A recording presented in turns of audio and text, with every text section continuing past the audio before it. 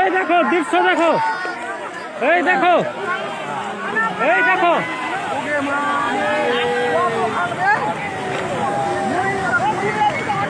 আল্লাহ আল্লাহ আল্লাহ শেষে আলো আল্লাহ ওকে মাগে ওকে সুবহান আল্লাহ সুবহান ওকে মাগে খাল কত বে খাল কত বে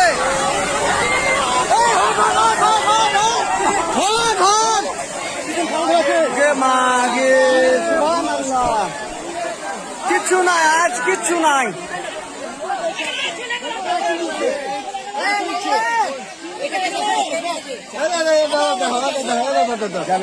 পা দিয়ে বুঝতে পারবে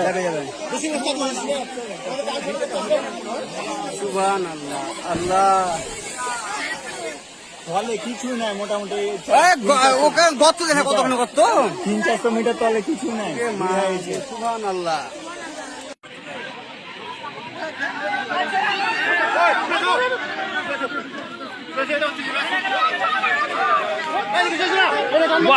কত সিট ধরে গেল। হে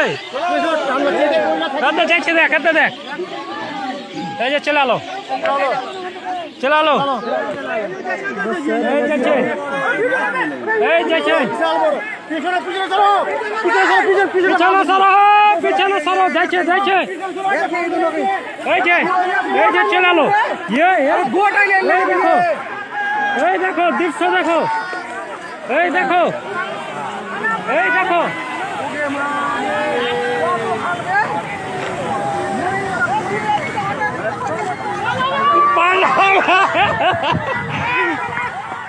পালা গো পালা, একবারই যে গোটাই ছেলে আলো বে যা।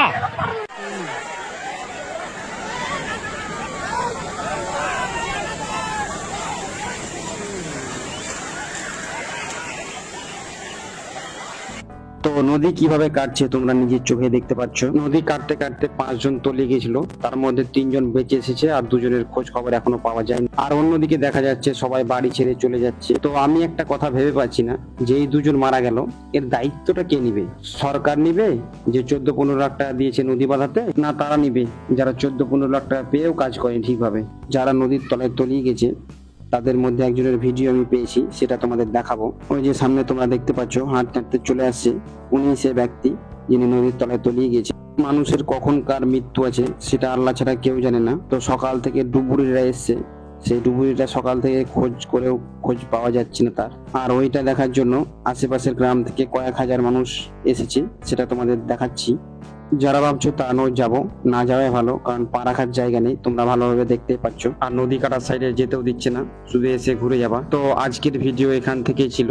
ভিডিওটা ভালো লাগলে লাইক, কমেন্ট আর অবশ্যই একটা শেয়ার করে দিবা, কারণ তোমার একটা শেয়ারে অনেক সবাই দেখার সুযোগ পাবে।